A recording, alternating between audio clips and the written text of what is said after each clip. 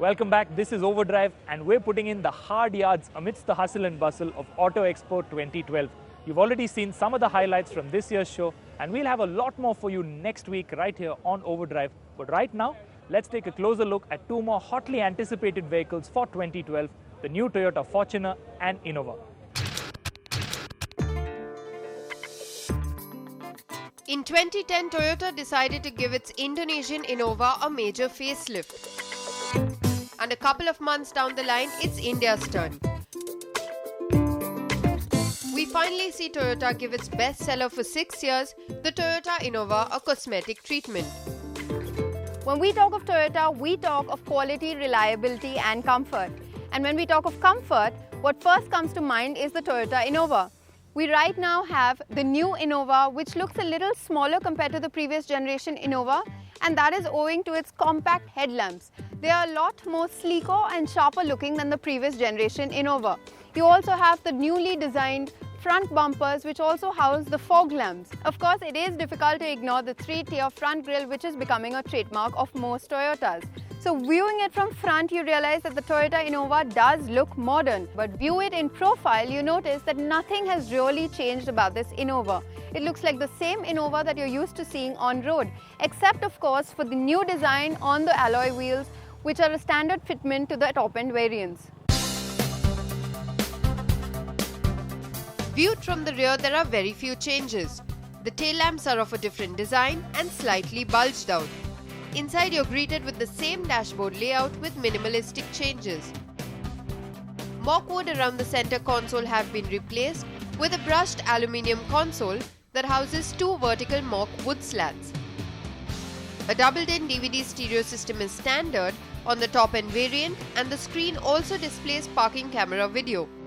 The instrument cluster too is different, and the steering wheel is straight out of the Corolla, offering stereo and mobile phone controls in the higher variants. Nothing has changed under the skin though. The Innova is still powered by the same 2.5-litre diesel and 2-litre petrol engine. But overall, this new upgrade has simply made the SUV more upmarket.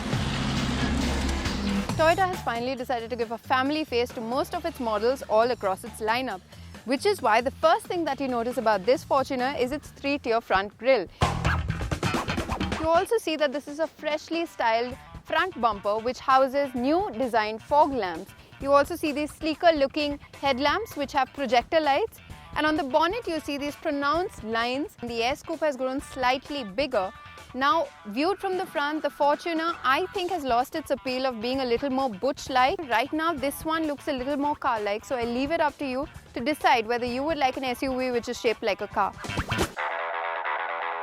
At the rear, the tail lamps feature redesigned twin circular lamps, and the tailgate layout too is new, housing a chrome garnish with an embossed name tag.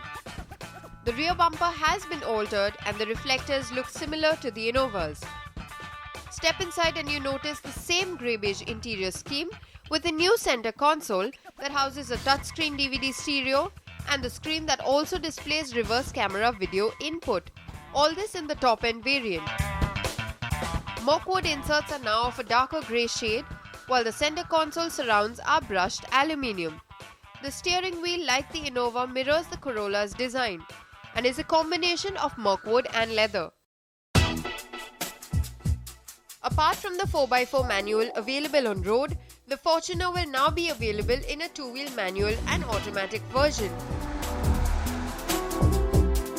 The 4-speed automatic transmission is mated to a 3-litre common rail diesel engine that produces a max power of 171 PS at 3600 RPM, while a peak torque of 343 Nm is available from 1400 to 3400 RPM.